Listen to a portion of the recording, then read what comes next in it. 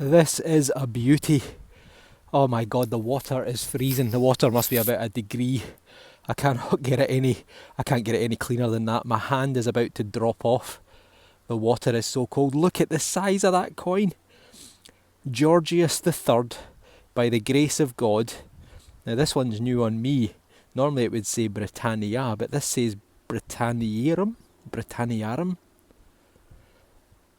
And the gap there where it's smooth, I can see an R and a bit of an X, so that would be Rex King. And then FD, which is Defender of the Faith. So it is 1819. Look at the size of it. It's actually a little bit bent. It's difficult to see, but I can feel it in my hand. It's got a little bit of a dunt up here on that edge. Oh, and there's letters around the edge. Oh, I'm not going to be able to get it clean enough, and my fingers won't work. I don't know what weighs up.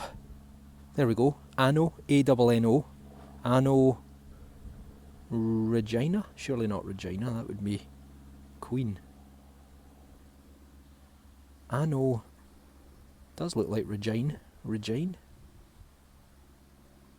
Anno Regine. Never heard of that one either. I can't read it because of the mud. Lix, Lix, Decis, I think that's God. Et,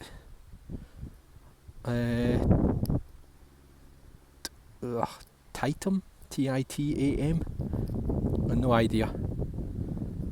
Hang on, I'm going to have to try and clean my hands a bit. Okay, I've found us a sort of sheltered spot in the sun.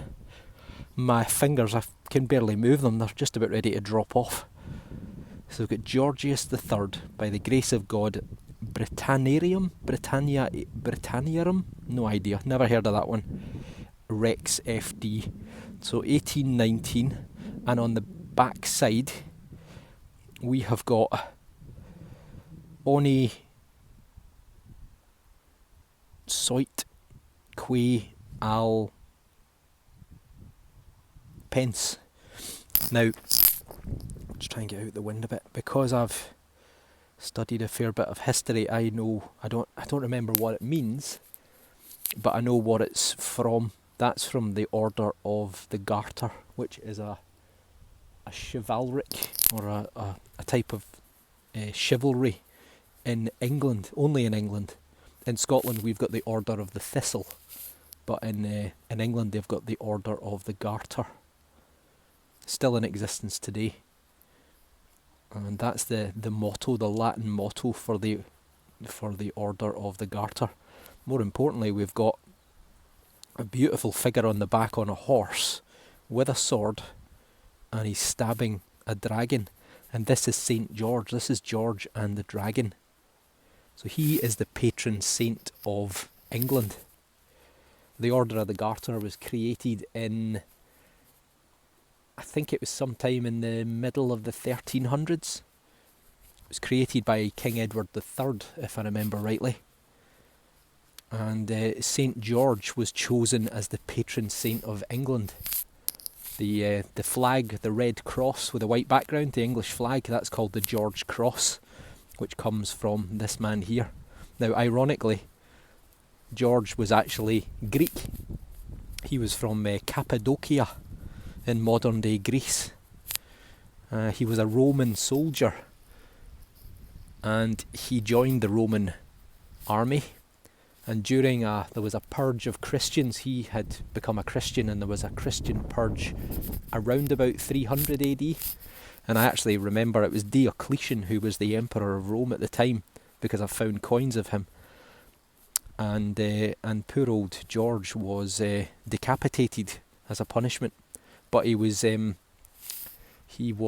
what's the word I'm looking for? I'm losing my will to speak. He was sanctified as a martyr for the Christian cause. And England, as well as other countries, later on in the 1300s, that's when the story of the dragon appears in the 1300s, and it was decided that he was the epitome of what the Christian faith stood for. So he was adopted by England in the 1300s as their saint, and he's actually a Greek from Cappadocia. So there you go. Every day's a school day. That is a monster of a coin. That is the biggest coin I've ever found. I wonder if this is actually bigger than Fletch's. For anyone who's watched the other videos, Fletch got a coin, in actual fact, from the same period. I think it was from the 18-somethings, the 1820s. Solid silver. And it was from Brazil, of all places. Now, that would be interesting to see, because he actually found that coin. There's a little stream on my right hand side, and he found that coin in the field over. He found that in the next field, quite close to the stream. So in actual fact, I wonder if the stream's man-made. It's called a lade, so it was dug by hand in the 17 or 1800s to provide water from the river to power mills. So it may well be that the orchard that I said was here before straddled both sides, and it's only now been cut in two. So this is interesting. God, I'm blathering away. And in actual fact, Pete found one of these coins in the other field, but it was a fake. It was copper with silver on top, and all the silver had come away. On the lettering on the side, so we've got Deus, which is God, Et Titan, I'm not sure on that one. Anno, which is I think year, Reg, and then Lix, Lix, or is it Ix? Probably something about the year of reign, or reigning under God. But 1819, George III was he died in 1820. So this is just basically just before he died. Famous for losing the Americas and famous for losing his mind. People think he either suffered from pernicious anemia or some sort of bipolar disorder, or some sort of blood disorder called pyphoria or porphyria, but we'll never know for sure. But he married Queen Charlotte, or Princess Charlotte as she was known then, and the two of them had 16 children. So in his earlier days he ruled from 1760 to 1820, almost 60 years, and he had 16 kids, and he never met her until their wedding day. And she spoke German and he spoke English, and he didn't speak German and she didn't speak English, and they had 16 children. Not bad. You can see it's a bit dented, and you can see it's a little bit uneven on the edge. You can see it's but that is amazing. I'm over the moon. That is the biggest silver coin I've ever found, no doubt about it. Look at the size of it. Look at the size of it. That is a beauty. That has got to be an ounce of silver. That has got to be an ounce of silver, and Big George on the back. Right, thanks for listening to me waffle away, but I am over the moon with that. Let's have a scan around and see if there's any more to be found. 12 inches deep. Well done, the XP. Fantastic. Well, that was where my massive hole was, right there, and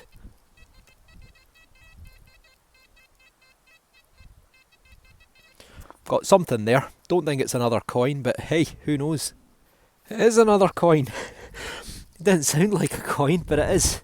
It's not a huge silver coin, but it is a coin. It is George V, maybe. Let's get it out. We clod shot, and I think it's George V again. We'll look into the left anyway. And it's a penny, but it's going to need a wee rub-a-dub. So let's give it a clean up and see. I was wrong. It's not George V, it's George VI. Georgius VI, by the grace of God, King of the Britons, defender of the faith. No Emperor of India, or is there? Yes, there is. Emperor of India. So it's pre-1947 and it's 1938. 1 penny. So George VI obviously was on the throne during the Second World War. So 1938, this is just before the Second World War started for Europe anyway. 42 America joined. 1939 was when it kicked off. Oh, there you go. Good portrait looking to the left. And this is the present Queen, Queen Elizabeth II's father. Some of you might remember the film The King's Speech. And this is the man himself. So he had a terrible speech impediment. And we talked before about kings that should never have become kings. And he should never have become king because he had a big brother. But his big brother famously abdicated probably around about 1938 because it was quite close to the start of the war. He abdicated to marry the American divorcee, whose name completely escapes me. I'm sure you're all shouting at the screen just now to tell me. And they lived out the rest of their life in Paris. So there we go, 1 penny, 1938. Probably dropped by some of the people who were here in the rifle range in the run-up to the start of World War II. We've got a good signal here.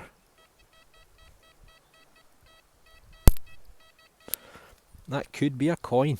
Let's see. Okay, we're out the hole. Couple of spadefuls, and it's somewhere around here. Doesn't sound great now though. Wondering if it could be a bit of coke.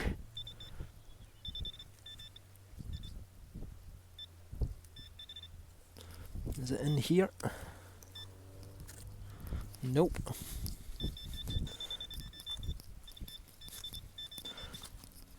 Really difficult to find stuff with all this clagginess going on. Is it there? Is that it there? That is it there. Well, you know what? It could be a coin. There's something popping out there. Ah, no, it's not, is it? I don't think so. I think it's a piece of lead. I think it is a piece of lead. It is. It's a piece of lead. I'm going to start to head back the way now. I hadn't realised quite how far I'd walked until I turned round. I've probably got about 200 metres of field still to go back. So why don't I just detect on the way if I can, and do a bit of speed detecting, see if we turn up anything else in the last 15 or 20 minutes. The wind's really picking up and my fingers are absolutely freezing on my left hand, so I'm just going to save telling you or showing you the sounds of the signals. You just have to take my word for them that they sound okay, and I'll do a bit of speed detecting for the final moments. This is a big lump of bronze, maybe off of some sort of vessel or a cooking pot or something like that. Very, very heavy. Could be a bit of age to that, could be back to, medieval, could even be Bronze Age or something, but I can't see an edge on it. I thought that was an edge, but it's not. It's a little bit rough. So whatever it is, it's a fragment. Who knows? Could be a few hundred years old. It could be thousands of years old. On to the next. I'm surprised it's taken me this long, but we've got our first 303 bullet casing. You can see where it's been struck by the firing pin. And as I mentioned at the start, we are on a firing range from we think the 1900s through until about the 1950s. It was used on and off, and I've clung to the sort of edge of the field, so I've obviously not reached the firing lines, but now I'm coming in the field a little bit more. Clearly this may well be the first of many that I find. So the 303 was the standard issue in the British Army from about the 1880s through the British Empire's expansion into particularly South Africa and Africa, and then it was the standard issue through World War I and also into World War II. I think it was about 1950s, 1960s before it was phased out and then ultimately replaced. Well, what a day. And last find of the day. Have we got a coin just to finish things off?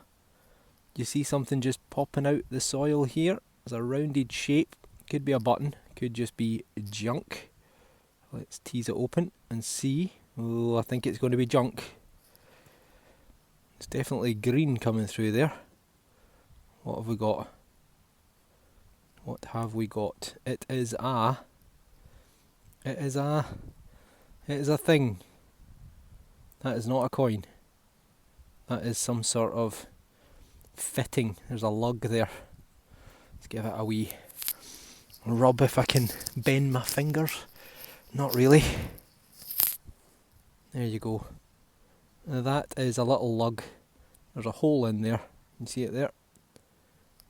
And clearly that is some sort of fitting, maybe off a horse or some sort of a tractor related. But that's me. My left hand is frozen, my right hand is almost frozen. I'm absolutely covered in mud. Look at the state of me, all up my leg. So yeah, what a what a cold and fairly miserable day. However, it's things like that that make it all worthwhile. Look at the size of that. That is a beauty. That has got to be the biggest silver coin that I've ever found. And on the reverse, we have got George and his dragon, St. George, patron saint of England, amongst other places. I'm sure he's also patron saint of, I think, Malta and other countries in Europe. But that is a beauty. There's got to be an ounce of silver in that. And I think it's going to be a crown or a half a crown, but I've never found one before. And I might never find one again, so I'll enjoy the moment while it lasts.